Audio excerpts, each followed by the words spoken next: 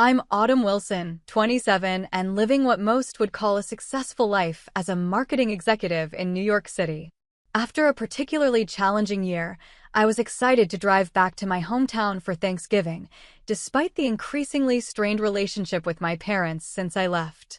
Nothing prepared me for what happened when I arrived at their doorstep clutching a homemade pumpkin pie. My parents blocked the entrance, faces stern, and said those unbelievable words, "You're not invited." I had no idea that family inheritance and my lifestyle choices would collide so catastrophically. Before I tell you what happened next, let me know where you're watching from, and hit subscribe if you want more stories about family betrayal and finding strength in unexpected places. Growing up in Springfield, a quintessential Midwestern town where everyone knew everyone, I was raised by Martha and Robert Wilson in a home that valued tradition and community reputation above all else. Our two-story colonial house with the white picket fence was the perfect backdrop for what appeared to be the perfect American family. My parents were loving but strict disciplinarians who had clear expectations for their children. From an early age, I displayed an ambitious personality that sometimes clashed with my parents' traditional values. While they encouraged academic excellence, they always assumed I would follow in my mother's footsteps: college at the state university, marriage to a local boy, and a teaching career that would allow me to prioritize family. My father, who ran a successful insurance agency in town, often spoke about how he had turned down opportunities in larger cities to provide us with a proper upbringing in a small town. My high school years revealed the growing divide between my dreams and my parents' expectations. While they attended every debate competition and proudly displayed my academic awards, they would exchange worried glances whenever I talked about moving to New York or working for a multinational company. My guidance counselor once told them I was too big for this town, a comment my mother later cried about when she thought I couldn't hear. Senior year brought both triumph and tension. When I received a full scholarship to NYU, my parents' reaction was mixed at best. They smiled for photographs and told neighbors how proud they were, but in private, my father questioned whether I was throwing away real happiness for some fantasy life. My mother was more emotional, wondering aloud who would take care of me in that dangerous city and whether I would lose my values. Despite their reservations, they helped me move into my freshman dorm, my father stoically carrying boxes while my mother arranged my tiny closet, tears streaming silently down her face. The first 2 years of college, our relationship remained relatively stable. I came home for major holidays and called weekly. They visited once each semester, clearly uncomfortable navigating the city, but making an effort. Things began to shift during my junior year when I secured a prestigious marketing internship that prevented me from coming home for the entire summer. My decision to stay in New York was the first major crack in our relationship, with my father calling it a slap in the face to family. After graduation, I was thrilled to accept a position at a cutting-edge marketing firm in Manhattan. My parents attended my graduation ceremony but declined my invitation to celebrate afterward, claiming they needed to get on the road before dark. I tried not to let their early departure diminish my accomplishment, but their absence at what should have been a family celebration stung deeply. Over the next 4 years, I built a life I was proud of. My tiny first apartment in a 6th-floor walk-up gradually gave way to a stylish one-bedroom in Chelsea that I could actually afford.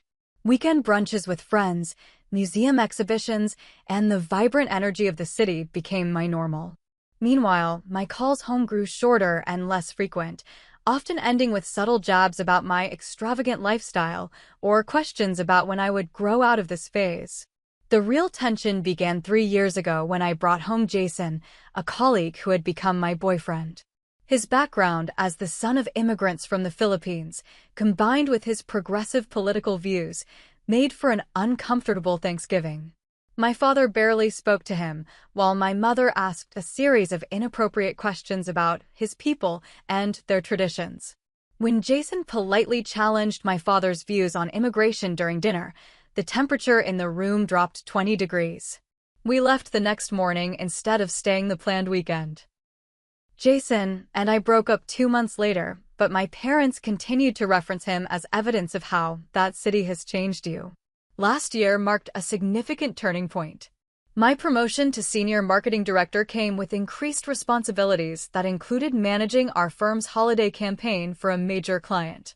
When I called to explain I couldn't make it home for Thanksgiving due to work commitments, my mother's disappointment quickly turned to accusation. "Family clearly means nothing to you anymore," she said, her voice cold in a way I had never heard before. "You've chosen your fancy job over the people who raised you." My father got on the phone to add that I had completely lost touch with real American values and was turning into one of those coastal elites.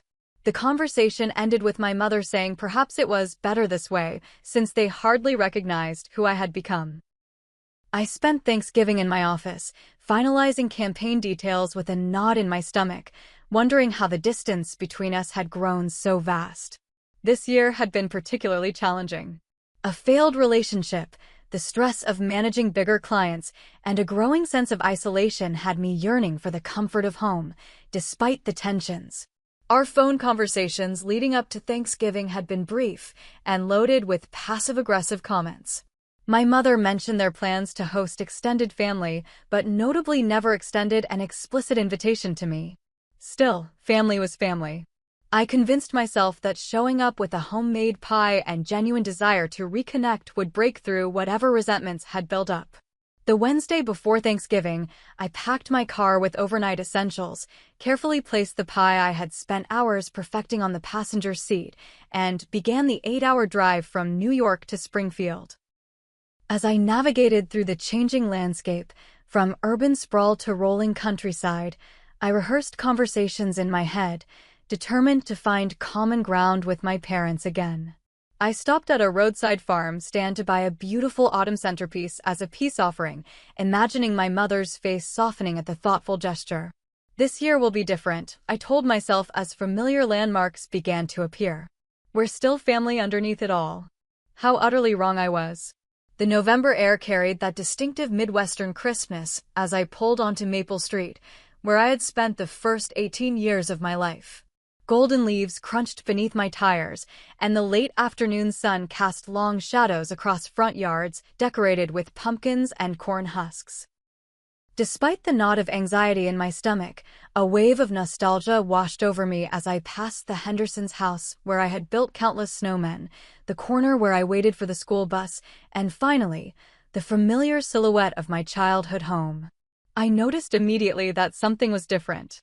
The driveway was filled with cars I recognized as belonging to my Aunt Diane and Uncle Frank, my father's brother. My cousin Todd's pickup truck was parked along the curb, and there were at least 3 other vehicles I didn't immediately recognize. The windows glowed warmly, and I could hear the muffled sound of laughter and conversation from inside. My heart lightened. Perhaps this gathering was exactly what we needed. The presence of extended family might ease the tension between my parents and me. Carefully balancing the pumpkin pie in one hand and the autumn centerpiece in the other, I made my way up the brick pathway to the front door.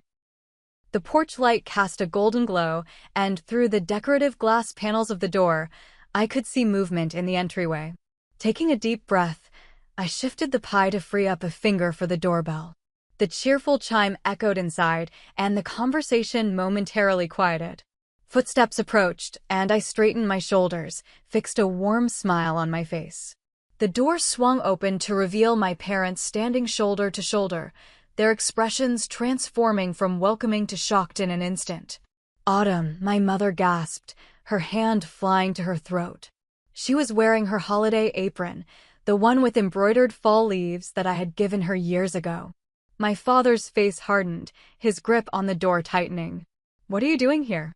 The question struck me like a physical blow. It's Thanksgiving," I stammered, holding out the pie as if it explained everything. "I wanted to surprise you." They exchanged a look I couldn't quite interpret. Behind them, I caught glimpses of family members in the living room, heads turning curiously toward the door. "You shouldn't have come," my father said, his voice lowered but firm. "You're not invited." The pie nearly slipped from my hands. "What do you mean?" "It's Thanksgiving. I'm your daughter." My mother glanced nervously over her shoulder before stepping partially outside, pulling the door nearly closed behind her. Her voice dropped to a whisper. Your lifestyle choices aren't something we want to explain to the family. Not today. It would just create tension. I stood there, pie in hand, completely bewildered. My lifestyle choices? You mean living in New York? Having a career? You know exactly what we mean, my father interjected, joining us on the porch and closing the door firmly behind him. Your values, your politics, the people you associate with. This isn't the time or place, Autumn. Through the narrow opening of the door before it closed, I caught sight of my Aunt Diane looking our way with curiosity, my Uncle Frank raising a questioning eyebrow, and my cousins huddled near the fireplace. Smartphones temporarily forgotten as they observed the unfolding drama at the front door. You can't be serious, I said, my voice catching. You're turning me away? On Thanksgiving. My mother at least had the decency to look uncomfortable. My father simply crossed his arms, his stance unmovable. We think it's best for everyone.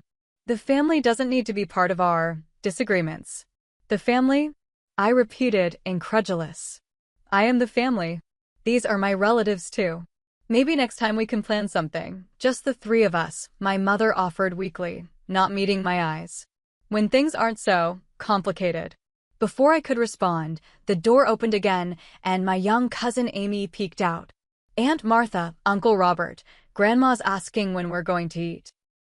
My father turned to her with a smile that hadn't been offered to me. Tell her we'll be right in, sweetie. Just having a quick chat. Amy's eyes widened when she saw me. Autumn, are you joining us for dinner? I haven't seen you in forever.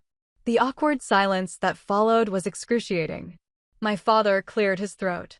Autumn was just dropping something off. She has other plans tonight. The lie hit me like a slap.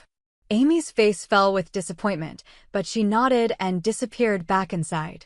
My mother reached for the pie I was still somehow holding. I'll take that, she said quietly. Thank you for thinking of us. I held onto it for a moment longer, then released it into her hands, feeling as if I were surrendering much more than just a dessert. My father opened the door for my mother to step back inside, then turned to me one last time. It's better this way, he said, his voice devoid of the warmth I had once associated with him. Have a good evening, Autumn. And with that, the door closed firmly in my face. I stood there, still holding the centerpiece, listening to the sounds of my family, resuming their celebration without me. Someone laughed loudly. The TV turned on, probably for the football game my father never missed. Life continued on the other side of that door as if I had never arrived, as if I didn't exist at all. The walk back to my car felt endless. Each step on the familiar path seemed to echo with memories of running up to that same door as a child, excited to tell my parents about my day. Now, as an adult, I had been deemed unworthy of even crossing the threshold. I placed the centerpiece on the passenger seat where the pie had been and sat behind the wheel, unable to start the engine. Through the front windows of the house, I could see silhouettes moving about, the perfect picture of a family Thanksgiving. I watched as my father carved what was undoubtedly a turkey, my mother bringing dishes to the table, cousins helping to set out glasses. The scene was so normal, so familial, and I was on the outside looking in. My phone rang, startling me from my trance. My brother Kevin's name flashed on the screen. He was in California with his wife's family this year, unable to make it back to Springfield. Hey sis, his cheerful voice filled the car when I answered. Happy Thanksgiving. Did you make it home for the big family dinner? What's Mom's latest passive-aggressive comment about your job? The lump in my throat made it impossible to speak for a moment. Kevin must have sensed something was wrong. Autumn? You there? Yeah, I managed, turning the key in the ignition to drown out the sound of more laughter from the house. I'm here. Just not where I thought I'd be. The Lakeview Motel hadn't changed since high school, when it served as the scandalous destination for after-prom parties. The same faded blue doors, the same flickering neon sign missing the E in Lakeview, and likely the same tired floral bedspreads inside. I hadn't planned on spending Thanksgiving night in a roadside motel in my hometown, but driving 8 hours back to New York in my emotional state wasn't an option. Room 14 smelled of industrial cleaner barely masking decades of cigarette smoke. I sat on the edge of the bed, still wearing my carefully chosen Thanksgiving outfit, staring at the wall-mounted TV playing a rerun of a sitcom Thanksgiving episode. The irony wasn't lost on me. On screen, a family argued then reconciled with heartwarming music in the background. In my reality, there had been no opportunity for argument, no chance for reconciliation, just a door quite literally closed in my face. My phone buzzed with a text message. Expecting it to be Kevin following up after our brief, tearful conversation, I was surprised to see my cousin Zoe's name instead. I can't believe what they did. Are you still in town? Meet me at Riverside Cafe in 30 minutes. Zoe had always been the family rebel before I claimed the title. 5 years older than me, she had moved to Chicago after high school, much to the family's disapproval. We weren't particularly close growing up due to the age difference, but we'd connected more as adults, sharing the experience of being family outliers. The Riverside Cafe was one of the few spots in Springfield open on Thanksgiving evening, catering to travelers passing through and locals escaping family obligations.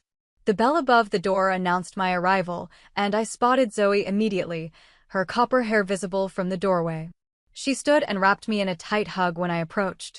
"This is so messed up," she said as we sat in a corner booth.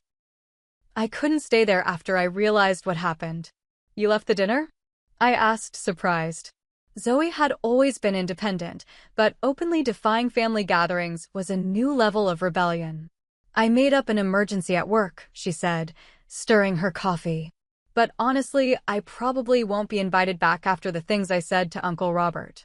The waitress came by and I ordered coffee, though what I really wanted was something stronger. When she walked away, Zoe leaned forward, her expression serious. "There's something you need to know, Autumn. This isn't about your lifestyle or political views or whatever nonsense they fed you on the porch." "Then what is it about?" I asked, the knot in my stomach tightening. "Because I've been racking my brain trying to understand what I did that was so terrible they wouldn't even let me in the house." Zoe took a deep breath. "It's about Grandma Wilson's will." "Grandma's will?" I repeated, confused. "What does that have to do with anything?" "Everything," Zoe said grimly. "She changed it last month." "I know, because I drove her to her lawyer's office. She made me promise not to tell anyone, but after what happened today..." She paused, seeming to weigh her loyalty to our grandmother against her sense of justice. "You need to know the truth. My grandmother had always been a bright spot in family gatherings. While my parents grew increasingly disapproving of my choices, Grandma Wilson would slip me encouraging notes and ask genuine questions about my life in New York. At 92, she still lived independently in the small house where she had raised my father, though her health had been declining in recent years. "Grandma named you as the primary inheritor of the Wilson family property," Zoe continued. "The house, the land outside town, and the majority of her investments. Your parents were expecting to inherit everything, especially the land, which has become valuable since that tech company started buying up property for their new campus." The revelation hit me like a bucket of ice water. "That can't be right. Grandma never said anything to me about this." "She didn't want to put you in an awkward position," Zoe explained. "She told me she was worried your parents would pressure you to decline the inheritance if they knew. She wanted it to be your decision when the time came." "But how do my parents know about this?" I asked, trying to process the information. "Your dad's friend works at the law firm. Attorney-client privilege apparently doesn't mean much in a small town." Zoe's expression was dark. "Your parents have been furious for weeks. Aunt Diane told me they've been telling everyone in the family that you manipulated Grandma, that you've been secretly visiting her and turning her against them." The coffee arrived, but I couldn't bring myself to drink it. "That's absurd. I haven't even been able to reach Grandma by phone lately." A sudden realization dawned. "They've been intercepting my calls, haven't they?" Zoe nodded. "And today's Thanksgiving dinner was basically a family tribunal. They've been poisoning everyone against you, making you out to be this greedy, manipulative person who abandoned the family but wants to swoop in and take the inheritance." The pieces began falling into place. The increasingly cold phone calls, the vague references to my betrayal, the extended family gathering to which I wasn't invited. This wasn't about my lifestyle choices at all. It was about money. "I had no idea about any of this," I said, my voice barely above a whisper. I don't care about the inheritance. I just wanted to have Thanksgiving with my family. I know. Zoe reached across the table and squeezed my hand. That's why I couldn't sit there and listen to them talk about you anymore. It's disgusting what they're doing. Do you have proof of this? I asked, still struggling to believe my parents could be so calculating. Zoe pulled out her phone and scrolled through her photos. I took pictures of some documents when your mom left her purse unattended. And I have screenshots of text messages between your dad and Uncle Frank discussing their strategy for today. She slid the phone across the table. There, in black and white, was evidence of my family's betrayal. A photo of what appeared to be legal correspondence mentioning the changed will. Text messages where my father referred to me as ungrateful and discussed ways to present a united front to Grandma about why her decision was harmful to the family.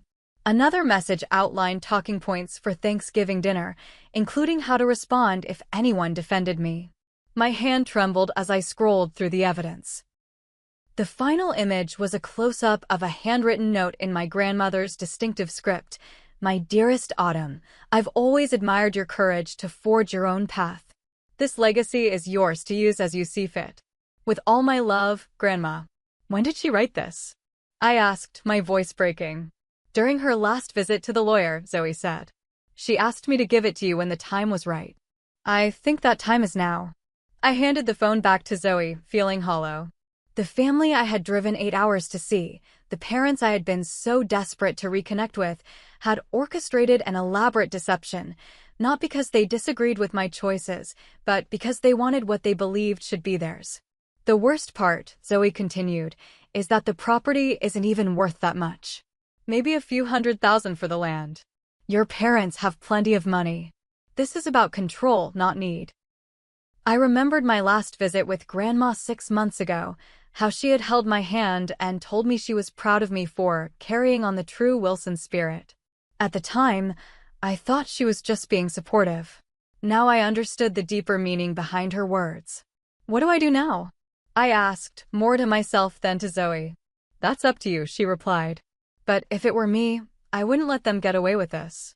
They're counting on you slinking back to New York none the wiser, while they continue to villainize you to the family and eventually contest the will. As the gravity of the situation sank in, my initial hurt began to transform into something else. The parents who had raised me to value honesty above all else had been lying not just to me, but to our entire family. The rejection at the door wasn't about protecting family harmony during a holiday. It was about protecting their narrative, a narrative in which I was the villain. I need to talk to Grandma, I said, newfound determination in my voice. She's in the Sunshine Valley Assisted Living now, Zoe informed me. Your parents moved her there last week, supposedly for her safety after a minor fall. But I think they wanted to limit who could visit her. The more I learned, the more my world seemed to be crumbling. My grandmother, isolated from those who truly cared about her. My parents, orchestrating a campaign against their own daughter. The extended family, unwittingly enlisted in their scheme. I'll go see her tomorrow, I decided. But first, there's something else I need to do. Zoe seemed to read my mind. You're going back to confront them, aren't you? Not tonight, I said, finishing my now cold coffee. They've had enough control over this situation. I'm going to approach this on my terms, not theirs. As we left the cafe, I hugged Zoe tightly. Thank you for telling me the truth. You're the only real family I seem to have right now. That's not true, she said firmly. Grandma adores you. And there are others who will stand by you once they know what's really going on. Don't let Aunt Martha and Uncle Robert make you think you're alone in this. Back in my motel room, I stared at the ceiling, processing everything I had learned. The rejection at the door had been painful enough when I thought it was about lifestyle differences. Now, knowing it was about inheritance money I didn't even want, the betrayal cut even deeper. My own parents had looked me in the eye and turned me away, all because they believed I had somehow stolen what they felt entitled to. Sleep eluded me as I planned my next steps. One thing was certain, I wouldn't be returning to New York defeated. It was time to face this head-on, to finally stand up to the conditional love and manipulative tactics that had shaped our family dynamic for too long. Tomorrow would bring confrontation, but tonight, I allowed myself to fully feel the grief of losing the parents I thought I had, and to mourn the family that existed only in my memories. Morning arrived with weak November sunlight filtering through the thin motel curtains. I had barely slept, my mind continuously cycling through memories, reinterpreting years of family interactions through the lens of what I now knew. Each recollection took on new meaning, my parents' increasing criticism of my independence, their subtle undermining of my relationships with extended family, their growing insistence that I wasn't respecting my heritage. It hadn't been about values at all. It had been about ensuring I remained the compliant daughter who wouldn't challenge their authority or their expectations, including their expectation of inheritance. After a shower that did little to refresh me, I dressed in clothes that felt like armor, a tailored blazer over a simple blouse, dark jeans, boots with a solid heel that made me stand taller.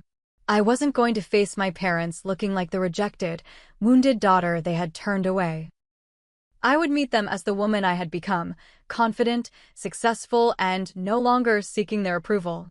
The drive to my childhood home was brief, but heavy with purpose. The neighborhood was quiet, most residents either sleeping off Thanksgiving excess or out taking advantage of Black Friday sales. My parents' car sat alone in the driveway. The visitors from yesterday's gathering had dispersed. I parked on the street, took a deep breath, and approached the front door with determined steps. This time, I didn't bring gifts or peace offerings. I didn't rehearse conciliatory words or imagine warm reconciliations. I rang the doorbell and waited, hands steady, chin raised. My father opened the door, surprise registering on his face before his features hardened into the same stern expression from yesterday. He was still in his bathrobe, coffee mug in hand, the morning newspaper tucked under his arm, the picture of suburban normalcy that now seemed like a facade. "Autumn," he said flatly. "I thought we made ourselves clear yesterday." "Crystal clear," I replied, my voice steadier than I expected. "But I think there are some things we need to discuss." He moved to block the doorway more completely. "This isn't a good time."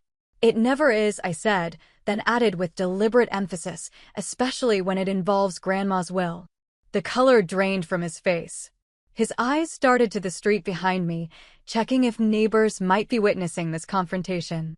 Always concerned with appearances, my father. "I don't know what you're talking about," he attempted, but his voice lacked conviction. "I think you do. And we're going to talk about it, either out here where Mrs. Peterson across the street can hear everything or inside like civilized people. Your choice." The mention of the notoriously gossipy neighbor was strategic. My father stepped back reluctantly, allowing me to enter the house for the first time in over a year. The familiar scent of my mother's cinnamon coffee cake hung in the air, mixed with lingering turkey and sage from yesterday's meal. The house was immaculate as always, evidence of the gathering erased except for a vase of fresh flowers on the entry table, likely part of a centerpiece from dinner. "Robert? Who is at the door?" My mother's voice carried from the kitchen, the sound stopping me in my tracks. For a moment, I was 10 years old again, coming home from school to that same questioning call. "It's Autumn," my father answered, his tone conveying volumes. My mother appeared in the kitchen doorway, dishcloth in hand, her expression cycling rapidly from shock to wariness. "What are you doing here?" "I'm here to talk about why you really turned me away yesterday," I said, stepping further into the house. "And it has nothing to do with my lifestyle choices." My mother glanced at my father, a silent communication passing between them. "I don't know what you're talking about," she echoed his earlier denial. "Let's not do this," I said, walking past them both into the kitchen, the heart of the home where all significant family discussions had always taken place. "Let's not pretend I don't know about Grandma changing her will." I turned to face them, leaning against the counter that had once been too high for me to reach. My parents followed, my father's posture defensive, my mother twisting the dishcloth in her hands. "Who told you?" my father finally asked, abandoning the pretense. "Does it matter? What matters is that you lied to me. You turned me away from a family Thanksgiving not because you disapprove of my life choices, but because you're angry about something I didn't even know about until last night." My mother sank into a kitchen chair. "You expect us to believe you had no influence on her decision? That you weren't working behind our backs? Yes, I expect you to believe that because it's the truth, I said firmly. I had no idea Grandma changed her will. I certainly never asked her to. When was the last time I even spoke with her? Oh wait, I can't remember because someone has been intercepting my calls. My father's face flushed. We were protecting her. You filled her head with your big city ideas, made her think her own son isn't good enough to. To what, Dad? To inherit what she worked for? To control her assets? Grandma is of sound mind. If she chose to change her will, that was her decision to make. After you turned her against us, my mother interjected, her voice rising. All those private conversations, asking about the family history, the property. We're not fools, Autumn. Those weren't manipulative conversations. I was genuinely interested in her life, her stories. When was the last time either of you actually listened to Grandma instead of just waiting for her to finish talking so you could tell her what to do? The kitchen fell silent except for the rhythmic ticking of the antique clock, another family heirloom, I realized, that had probably factored into their calculations. We built this family, my mother finally said, tears welling in her eyes. We dedicated our lives to creating stability, to upholding the Wilson name in this community. And now you get everything. The raw emotion in her voice would have moved me yesterday. Today, knowing what I knew, it just felt like another manipulation. I never wanted everything, I said quietly. I just wanted to be accepted for who I am. I drove 8 hours to have Thanksgiving with my family, not to claim an inheritance I didn't even know existed. You abandoned us, my father countered, his anger building. You took our sacrifices, our support, and then built a life that rejects everything we value. You left Springfield for your fancy city life, your progressive friends, my what, Dad? My career? My independence? My right to live authentically? When did those become crimes? When they came at the expense of family loyalty, he shouted, slamming his hand on the counter. Family loyalty? I laughed bitterly. Is that what you call organizing a family gathering specifically to exclude me? Telling lies about me to relatives? Planning to contest Grandma's will before she's even gone? My mother's head snapped up. How do you know about that? I know a lot more than you think, I said, pulling out my phone. I've seen the text messages, the legal correspondence, the talking points you prepared to turn the family against me. Their faces confirmed what I already knew. It was all true. They had been systematically working to isolate me, to discredit me, all because of money and property. You had no right to look at private communications, my father sputtered, but the defense sounded hollow even to him. And you had no right to intercept my calls to Grandma, I countered. No right to lie to our family about me. No right to make financial decisions for a woman who is still capable of making her own choices. The conversation was growing heated enough that our voices had risen considerably. Through the kitchen window, I noticed Mrs. Peterson pausing while retrieving her newspaper, clearly trying to catch snippets of our argument. Your grandmother doesn't understand the implications of what she's done, my mother insisted. She's being sentimental, not practical. That property has been in the Wilson family for generations. It should stay with those who remained loyal to Springfield, to the family legacy. And there it is, I said softly. This isn't about Grandma's well-being or even about family values. It's about what you think you're entitled to. What you think I don't deserve because I chose a different path. You never appreciated what we gave you, my father said, his voice dropping to a dangerous quiet. The stable home, the community connections, the opportunities. You took it all and then turned your back on us. I never turned my back on you. The accusation stung because for years I had believed it was the other way around. I built a life I'm proud of, a life that makes me happy. I visit when I can, I try to maintain a relationship despite your constant criticism. But it's never enough because what you really want isn't a relationship, it's control. My mother was openly crying now, but I couldn't tell if the tears were from genuine emotion or frustration at being confronted. I never cared about the money, I continued, my own emotions threatening to overwhelm me. I care that my own parents would rather lie to our entire family, would rather turn me away from Thanksgiving dinner, than simply talk to me honestly about their concerns. What were we supposed to say? My father demanded. That your grandmother betrayed decades of family tradition to favor the grandchild who barely visits? That she's throwing away the future security of multiple family members for someone who probably won't even keep the property in the family. Each word revealed more about their true feelings, their fear of losing control, their resentment of my independence. It was like watching the foundations of what I thought was my family crumble in real time. "You were supposed to love me unconditionally," I said, my voice breaking despite my best efforts. "You were supposed to be happy that I've built a successful life, even if it's different from what you imagined. You were supposed to be my parents." The kitchen fell silent again. Outside, a car door slammed, and a neighbor called to another about Black Friday sales. Normal life continuing while my world was imploding. "We do love you," my mother finally said, though the words rang hollow after everything that had transpired. "We just don't understand the choices you've made." "No, you don't understand that they're my choices to make," I corrected her. "And apparently, they're Grandma's choices to make too." "Have either of you even asked her why she changed her will? Have you considered that maybe she has reasons that have nothing to do with me manipulating her?" From their expressions, it was clear they hadn't. They had been so consumed by what they perceived as their right to the inheritance that they had never considered their mother's agency in the decision. "I'm going to see Grandma today," I informed them, straightening up from where I had been leaning against the counter. "Not to discuss the will or the inheritance, but because she's my grandmother and I love her. And then I'm going to decide what to do next based on what she wants, not what either of you want." "You can't just," my father began, but I cut him off. "I can and I will. And know this, if you've been mistreating her or isolating her to try to pressure her into changing her mind, that ends today." I moved toward the door, emotionally exhausted, but somehow lighter for having spoken my truth. "Autumn, wait," my mother called, following me to the entryway. "We're still your parents." "We still. Are you?" I asked, turning to face her one last time. "Because parents don't do what you did yesterday. They don't orchestrate campaigns against their children. They don't use family gatherings as weapons." My father had followed too, his anger seemingly deflated by my directness. "You don't understand what's at stake here." "I understand perfectly," I replied.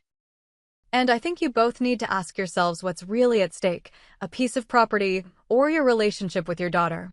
Because right now, it seems you've made your choice." I opened the door, stepping out into the late morning sunlight. For the second time in 2 days, I was leaving my childhood home feeling rejected, but this time, I was also leaving with clarity. The conditional love, the manipulation, the expectations that had shaped our relationship for years, it all made sense now. And while the truth was painful, it was also freeing. "This isn't over," my father called after me. "You're right about that," I replied without turning back. "It's just beginning." After leaving my parents' house, I drove aimlessly through Springfield, retracing routes I had traveled thousands of times in my youth. Past Springfield High School with its faded mascot painted on the gymnasium wall. Around the town square where I had worked summer jobs at the ice cream parlor and the bookstore. Through neighborhoods where childhood friends had lived, some of whom had stayed and built lives that mirrored their parents, others who had left and rarely returned. Eventually, I found myself at Lakeside Park, a small green space overlooking the town's namesake lake. In high school, it had been the place to escape parents and teachers, to dream about futures beyond Springfield's borders. Now, on this cold November morning, it was deserted except for a few dedicated joggers bundled against the chill. I sat on a bench facing the water, watching geese create ripples across the surface. The confrontation with my parents had left me emotionally drained, but also strangely calm. The truth, however painful, was preferable to the manipulative facade that had characterized our relationship for years. "Autumn? Autumn Wilson, is that you?" The voice came from behind me, familiar but unexpected. I turned to see Mr. Harrison approaching, my high school English teacher who had been the first to encourage my writing and my dreams beyond Springfield. "Mr. Harrison," I said, genuine warmth in my voice for the first time since arriving in town. "It's good to see you." "Tom, please," he insisted, gesturing to the bench. "Mind if I join you? My morning constitutional isn't complete without a rest by the lake." He sat beside me, still recognizable despite the gray that had overtaken his once brown hair and the additional lines around his eyes. At 60-something, he had the same kind expression and attentive gaze that had made him a favorite among students. "I heard you were making waves in New York," he said with a smile. "Marketing executive now, right?" "I always knew you'd do great things." "News travels fast in Springfield," I remarked, surprised he knew about my career. "I make it a point to keep track of students who took my advice to heart," he replied. "Though I must admit, social media makes it easier these days." We sat in comfortable silence for a moment, watching a heron land gracefully near the water's edge. "So," he finally said, "what brings you to a freezing park bench the day after Thanksgiving instead of enjoying family time?" The simple question, asked with genuine interest rather than judgment, broke something open in me. Before I could stop myself, I was telling him everything: the rejection at the door, the revelations about the will, the confrontation this morning. The words poured out of me, unfiltered and raw. Mr. Harrison, Tom, listened without interruption, his expression thoughtful. When I finally ran out of words, he sighed deeply. "I wish I could say I'm surprised," he said. "But I've been teaching in this town for 35 years. I've seen this pattern before: families who can't accept when their children outgrow the boundaries they've set." "Did you know my grandmother changed her will?" I asked. He nodded slowly. "Elizabeth Wilson and I serve on the library board together. She mentioned making some changes to her estate planning recently, though not the specifics. She seemed very at peace with whatever decisions she had made." The fact that my grandmother was still active in community organizations despite my parents' claims about her declining health was yet another revelation. "I don't know what to do," I admitted. I never wanted to be at the center of a family inheritance drama. I just wanted, I don't know, a normal relationship with my parents. Tom chuckled softly. "In my experience, there's no such thing as a normal family relationship. There are just different varieties of complicated." His pragmatic view was refreshing after the heightened emotions of the past 24 hours. "What will you do now?" he asked. "I'm going to visit my grandmother this afternoon," I said. "Beyond that, I honestly don't know."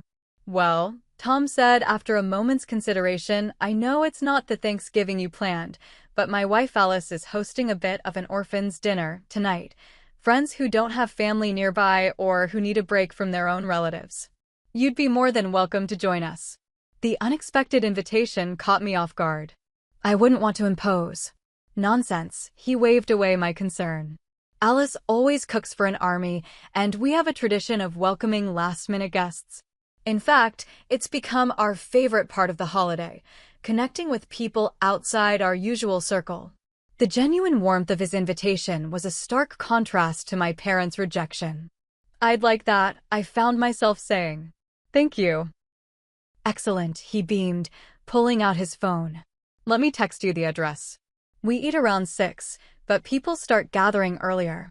Very casual, very relaxed. As we exchanged contact information, I felt a small spark of hope rekindling. Perhaps this Thanksgiving wouldn't be a complete disaster after all. We parted ways shortly after, Tom continuing his walk around the lake, me heading back to my car with plans to visit Sunshine Valley Assisted Living. Before I could start the engine, my phone rang, an unknown local number. "Hello," I answered cautiously. "Autumn? Is that you, dear?" The wavering voice of my grandmother sent a rush of emotion through me. "Grandma." "Yes, it's me. I've been trying to reach you for weeks." "Oh, I know, sweetheart. These new helpers they've assigned me are always forgetting to bring me the phone. But I saw Tom Harrison at breakfast in the dining room, and he mentioned running into you." I cornered one of the nicer aides and insisted she let me call right away. My grandmother's mental acuity contradicted everything my parents had implied about her condition. "I was planning to visit you today," I told her. "Wonderful. Come for lunch. The food here is atrocious, but we can laugh about it together. And Autumn? We have much to discuss, away from certain interfering parties." Her conspiratorial tone made me smile despite everything. "I'll be there at noon, Grandma." "Perfect. And Autumn? I'm so glad you came home, even under these circumstances." After hanging up, I sat in my car contemplating how quickly life could change. 24 hours ago, I had been driving to Springfield full of hope for family reconciliation. Now I was navigating family betrayal, unexpected allies, and a grandmother who was clearly more aware of the situation than anyone had given her credit for. The Tom Harrison household proved to be exactly the balm my wounded spirit needed. Their craftsman-style home on Elm Street was filled with books, eclectic art, and the most diverse group of people I had encountered since leaving New York. Alice Harrison, a retired pediatrician with silver hair and infectious laugh lines, welcomed me as if she had been expecting me all along. "Tom told me about your situation," she said quietly as she took my coat. "Just so you know, we're a judgment-free zone here. Everyone at this gathering has a complicated family story." The living room was filled with about 15 people of various ages and backgrounds. Tom introduced me around.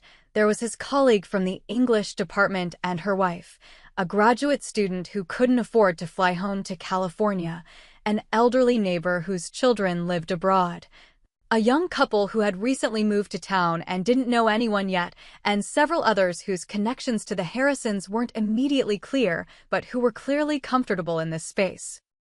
"We call it our chosen family Thanksgiving," Alice explained as she handed me a glass of wine. "Blood relationships are just one type of connection. Sometimes the family we build is more nourishing than the one we're born into." The contrast between this warm, accepting gathering and the cold rejection at my parents' door couldn't have been more stark. Here, differences in age, background, and life choices were topics of interested conversation rather than judgment. People shared stories of their own family complications without shame or defensiveness. During dinner, served buffet-style with everyone finding seats wherever they could throughout the house, Alice sat beside me on the window seat in the dining room. "Tom mentioned you had a difficult encounter with your parents," she said, her voice kind but not pitying. "I hope you don't mind, but that struck a chord with me. My own parents disowned me when I decided to go to medical school instead of marrying my high school boyfriend." "What happened?" I asked, grateful for someone who might understand my experience. 30 years of estrangement," she said matter-of-factly.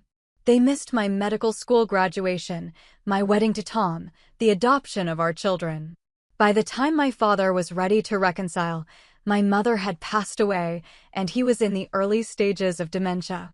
We had 3 good years before he died."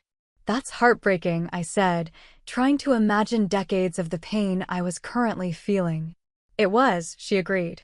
"But it also taught me something valuable. Family is ultimately about choice. My parents chose their rigid expectations over a relationship with me. I chose to create a different kind of family, one based on acceptance rather than control." Her words resonated deeply with my current situation. "My visit with my grandmother today was eye-opening," I shared. "She's completely lucid and fully aware of what my parents have been doing. She changed her will deliberately, not because I influenced her, but because she wanted to break a pattern she sees in the family." "Sounds like a wise woman," Alice commented. "She is. She told me that property and inheritance have been used as control mechanisms in the Wilson family for generations. Her own father-in-law threatened to disinherit my grandfather if he married her because she was too independent-minded. She doesn't want that pattern to continue." Before Alice could respond, my phone rang. Seeing my brother Kevin's name on the screen, I excused myself to take the call in the Harrisons' peaceful backyard. "Autumn, what the hell is going on?" Kevin demanded without preamble. "I just got off the phone with Dad, and he's saying you're trying to steal Grandma's property? That you've been manipulating her behind everyone's backs." The accusations, now coming from my brother, stung anew. "None of that is true, Kevin. Have you talked to Grandma?" "No, Dad said she's not well enough for lengthy calls." "That's another lie," I said firmly. "I spent 3 hours with her today. She's sharp as ever and fully aware of what she's doing with her will. More importantly, she's aware of how Mom and Dad have been intercepting her calls and isolating her." There was a long pause on the other end of the line. "I don't know what to believe," Kevin finally said, his voice uncertain. "Then talk to Grandma yourself," I urged. "Don't take my word for it, and definitely don't take Mom and Dad's. Call Sunshine Valley Assisted Living directly and ask to speak with Elizabeth Wilson. Judge for yourself if she sounds mentally incompetent." "This is so messed up," Kevin sighed. "I'm supposed to be enjoying Thanksgiving with Megan's family, not dealing with some Wilson family civil war. I know, and I'm sorry. But Kevin, you need to understand that I didn't start this. I drove 8 hours to have Thanksgiving with the family, and they literally shut the door in my face. Then I found out it was all because of money I didn't even know about or ask for. Another long pause. I'll call Grandma, he finally promised. And Autumn? I'm sorry about Thanksgiving. That's really twisted, regardless of what else is going on. His acknowledgement of the wrong done to me brought unexpected tears to my eyes. Thanks, Kev. That means a lot.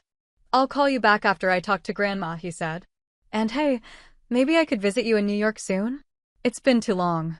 I'd like that, I said, realizing how much I missed my brother, who had always been caught in the middle of the family dynamics. When I returned inside, the gathering had evolved into smaller conversation groups, with Tom leading an animated discussion about classic literature in one corner, while Alice and several others played a board game at the dining table. No one pressured me to share what had happened on the phone or to explain my slightly red eyes. They simply made space for me to rejoin when I was ready. As the evening progressed, I found myself sharing stories of New York, listening to tales of small-town Springfield I had never heard despite growing up here, and laughing more than I had in months. When it was time to leave, both Tom and Alice hugged me warmly. Remember, Alice said as she walked me to the door, family is what you make it. Sometimes the most healing relationships are the ones we choose for ourselves. Back at the Lakeview Motel, I found myself unexpectedly at peace. This Thanksgiving had been nothing like what I had planned, but it had given me something I desperately needed: clarity about my family and a reminder that connection could be found in unexpected places. As I prepared for bed, my phone buzzed with a text from Kevin. Talked to Grandma. You're right about everything. We need to talk tomorrow. Love you, sis. It wasn't the family reconciliation I had driven to Springfield hoping for, but it was a start. And for the first time since arriving, I felt grateful to be here, facing these truths head-on rather than continuing in blissful ignorance of what my family had become. The following morning brought a clarity that only a good night's sleep after emotional upheaval can provide. I woke in my motel room with a sense of purpose that had been missing since the moment my parents turned me away from their door. Today would not be about hurt feelings or shocked reactions. It would be about finding a path forward that honored truth and set boundaries that should have been established years ago. After a quick breakfast at the diner across from the motel, I drove to Sunshine Valley Assisted Living for my promised follow-up visit with Grandma Wilson. The facility was nicer than I had expected, a modern, single-story building surrounded by well-maintained gardens now dormant for winter. Inside, the common areas were bright and welcoming, with residents engaged in various activities despite it being the day after a major holiday.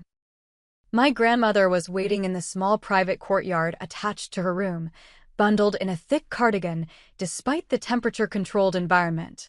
At 92, she remained a striking figure, tall and straight-backed, her white hair elegantly styled, her blue eyes sharp and observant. She smiled broadly when she saw me. Twice in 2 days, she remarked as I bent to hug her. I should get disinherited by my children more often. Her dry humor startled a laugh out of me. So you know about all of that? My dear, she patted the chair beside her. Very little happens in this family that I don't eventually learn about, despite their best efforts to keep me in the dark. Kevin called last night after you spoke with him. He was quite disturbed by what he's discovered. I sat beside her, taking her weathered hand in mine. I'm so sorry you've been caught in the middle of this, Grandma. Caught in the middle, she chuckled. Autumn, I deliberately placed myself in the middle.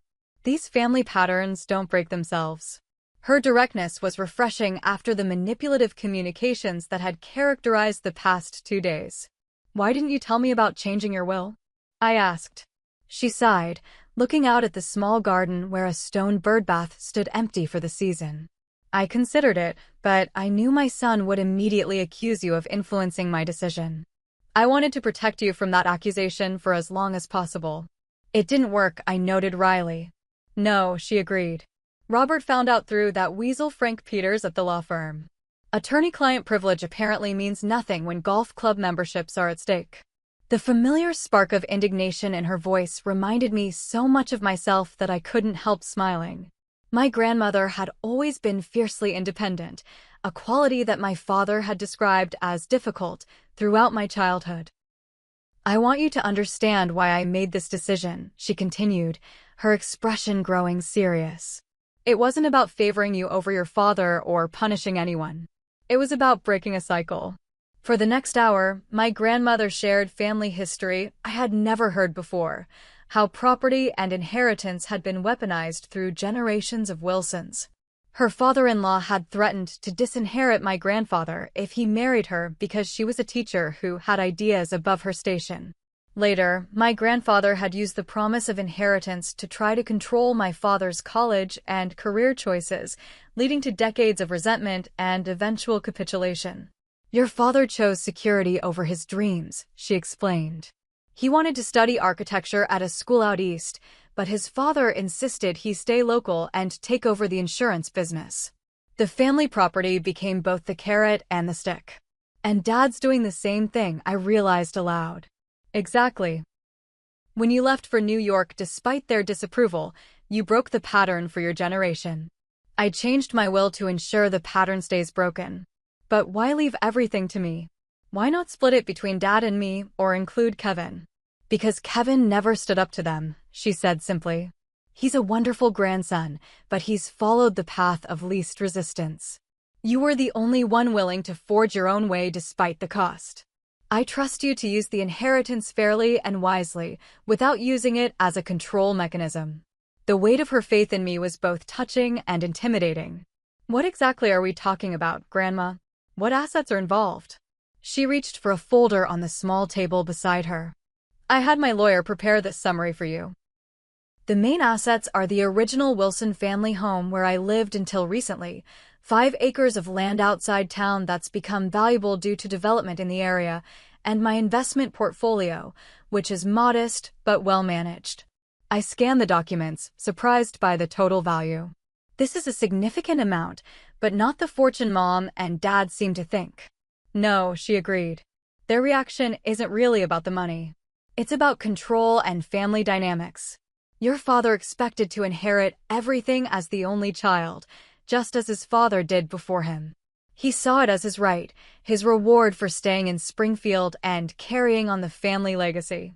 We discussed options for moving forward, including my growing conviction that the inheritance needed to be structured in a way that benefited the family without enabling toxic patterns. By the time our conversation concluded, we had outlined a plan that felt both fair and purposeful.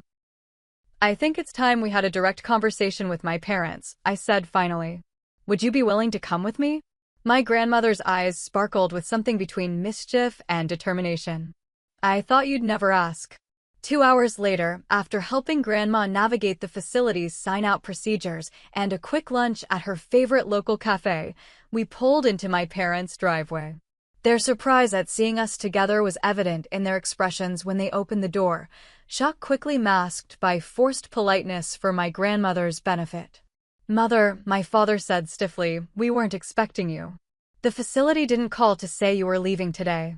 "Because I'm not a prisoner, Robert," she replied pleasantly. "I'm still capable of deciding when and where I go. Are you going to invite us in, or shall we have this conversation on the porch like you did with Autumn on Thanksgiving?" The pointed reference to their rejection of me caused my mother to flush with embarrassment. They stepped back, allowing us to enter the house. We settled in the living room, Grandma and I on the sofa, my parents taking the armchairs opposite us. "I understand there's been some confusion about my estate planning," my grandmother began without preamble. "I'd like to clear that up once and for all." "Mother, if Autumn has been pressuring you," my father started. "She hasn't," Grandma cut him off firmly. "In fact, until yesterday, she knew nothing about my decision. Which you would know if you had actually asked me instead of intercepting my calls and spreading lies about your own daughter." My mother looked down at her hands, while my father's jaw tightened. "The changes to my will were my decision alone," Grandma continued. "Based on patterns I've observed in this family for decades, patterns I had hoped would end with your generation, Robert, but which I've seen you perpetuate with your own children." "What patterns?" my mother asked defensively. We've only wanted what's best for our children. No, I interjected gently. You've wanted what you think is best, which is for us to live the lives you've chosen for us. Kevin complied, and I didn't. That's the real issue here. My grandmother nodded approvingly at my insight.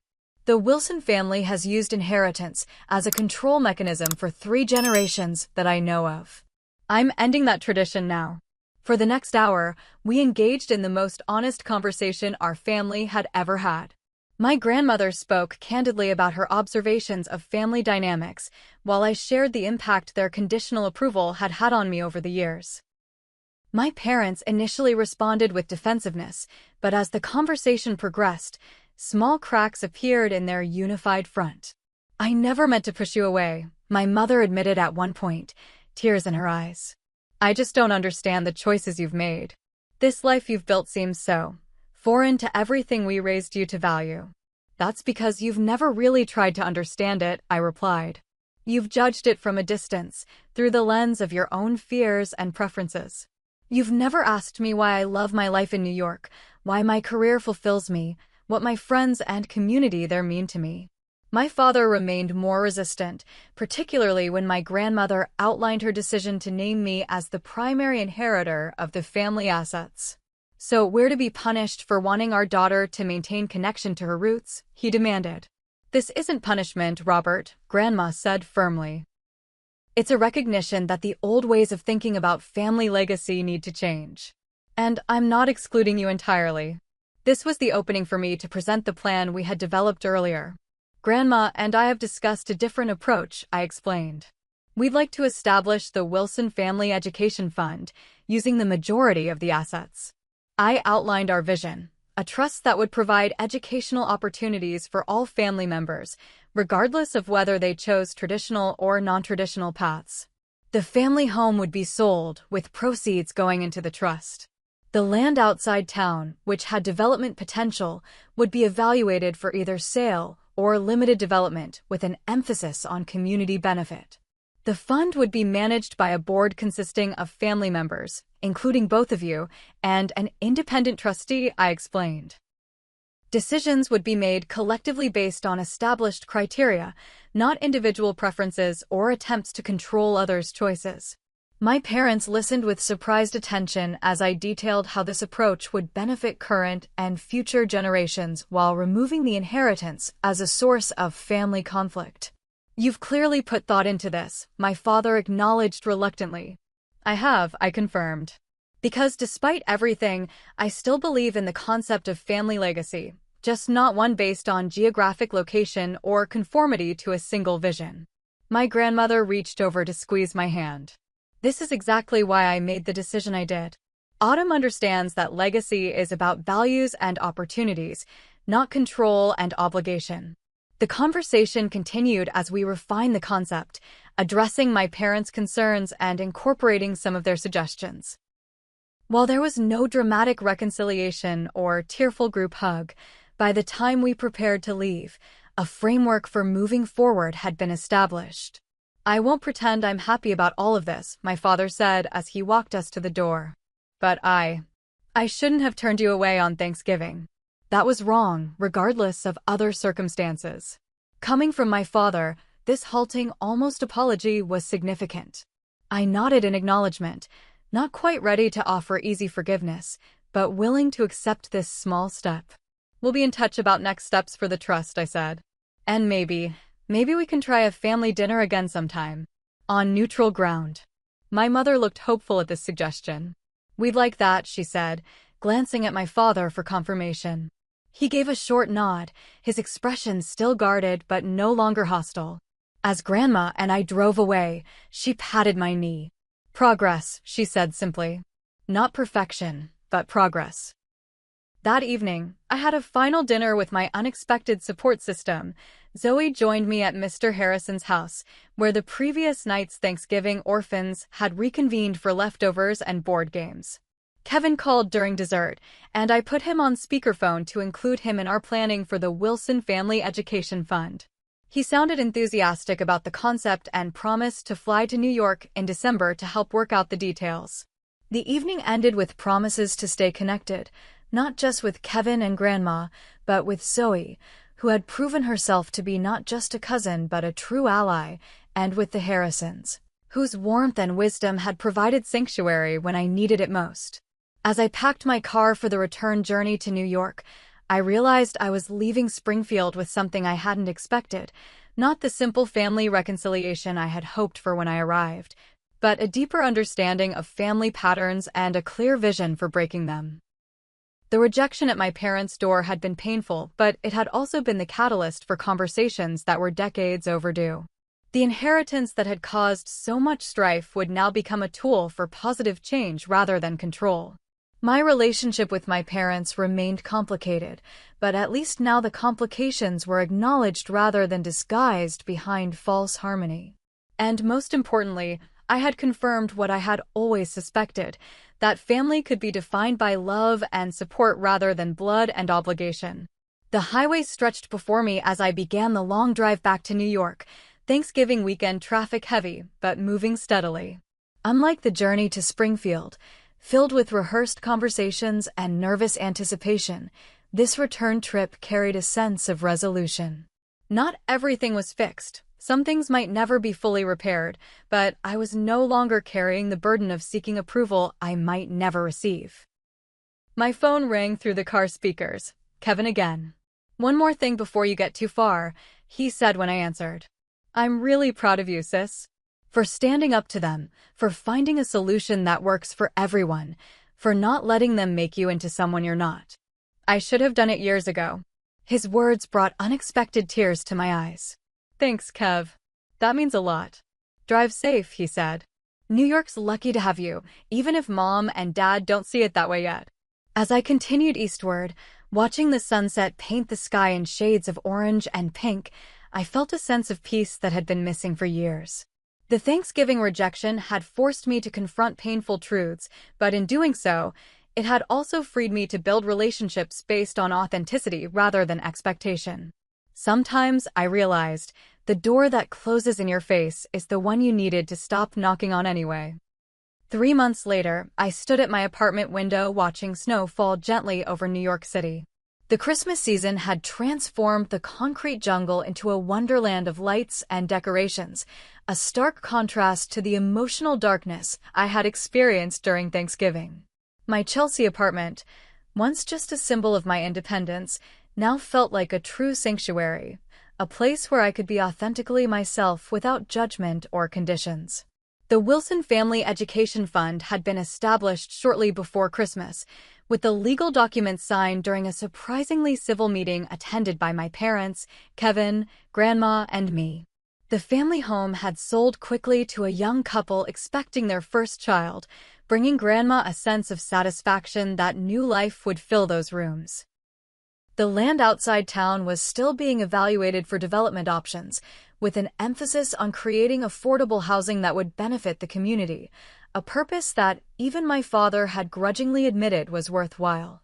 My relationship with Grandma had blossomed into something even stronger through our weekly phone calls, unintercepted now that she had her own cell phone and had become surprisingly adept at texting and video chats for a nonagenarian.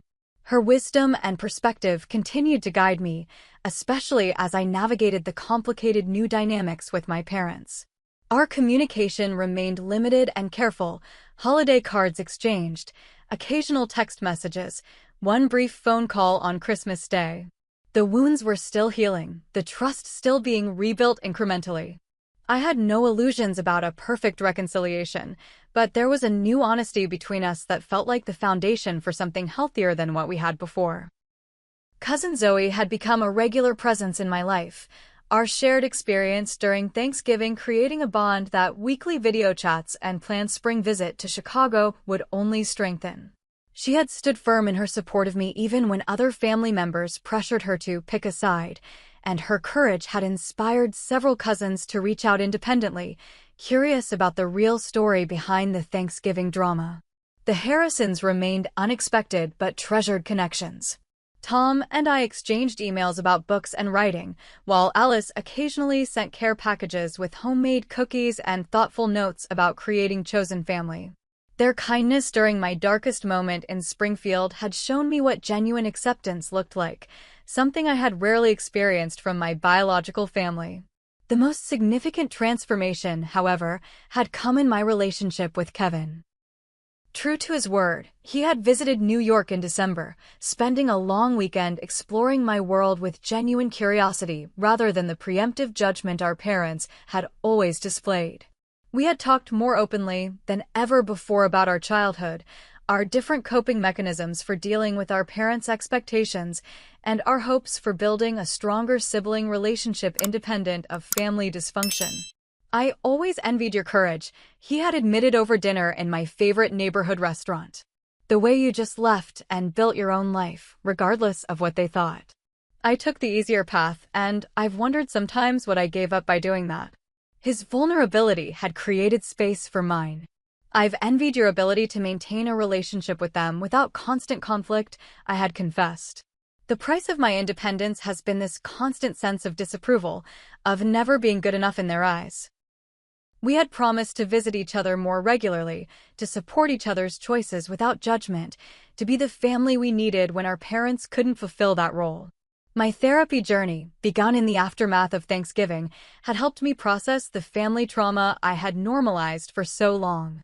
Each session peeled back layers of conditioning, the belief that love was contingent on compliance, that family approval was the ultimate measure of success, that setting boundaries was somehow a betrayal of blood ties. "You're not responsible for their emotions or expectations," my therapist reminded me regularly. "You're only responsible for living authentically and setting healthy boundaries."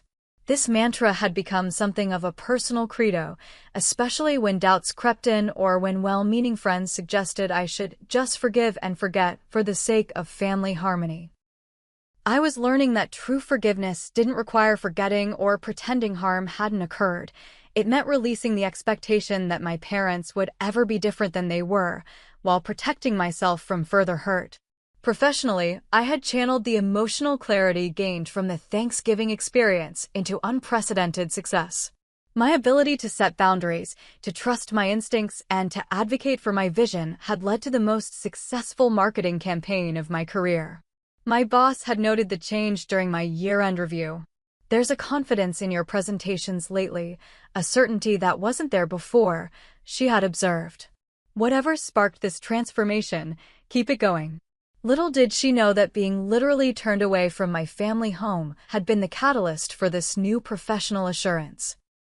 Once you've survived your deepest fear, rejection by those who are supposed to love you unconditionally, business challenges lose much of their power to intimidate. The holidays had brought an opportunity to create new traditions that honored authentic connections rather than obligatory relationships. Instead of forcing myself to participate in celebrations that left me feeling diminished, I had hosted a Christmas gathering for friends who, like me, had complicated family situations. We had shared stories, laughter, and the freedom to acknowledge both the joy and pain that holidays often entail. As I continued to watch the snow transform the city, my phone chimed with a text from Kevin, "Just booked tickets for spring break. The kids can't wait to see their cool aunt in the big city." This simple message represented everything that had changed since Thanksgiving: the shift from obligation to genuine desire for connection, the freedom to create family bonds based on mutual respect rather than expectation. The painful rejection at my parents' door had ultimately given me an unexpected gift: the permission to define family on my own terms. I no longer needed to seek validation from people who could only offer conditional acceptance. Instead, I could nurture relationships that supported my authentic self and let go of the exhausting effort to be someone I wasn't. Next Thanksgiving would be different. I had already begun planning to host my chosen family in my apartment: Kevin and his family, Grandma if she felt up to traveling, Zoe, perhaps the Harrisons, and friends who had become as close as siblings over the years. There would be no performing, no walking on eggshells, no pretending to be someone I wasn't to earn a seat at the table. Everyone invited would be there because they genuinely wanted to be, because they valued authentic connection over obligation or appearance. The journey from rejection to resolution hadn't been easy, but it had been necessary. Standing at my window as the snow continued to fall, I reflected on how sometimes the most painful moments can become catalysts for the most profound growth. Being turned away from my childhood home had forced me to confront the truth about my family dynamics and, in doing so, had freed me to build a life based on genuine love rather than conditional acceptance. The door that had closed in my face on Thanksgiving had ultimately opened a path to something far more valuable: the courage to define family based on love, respect, and acceptance rather than DNA or obligation. Sometimes, the family we create matters more than the family we're born into. Have you ever experienced rejection from those who were supposed to love you unconditionally? How did you handle it? I'd love to hear your stories in the comments below. Please like this video if my journey resonated with you, subscribe for more stories about finding strength in difficult situations, and share with anyone who might be struggling with family expectations this holiday season.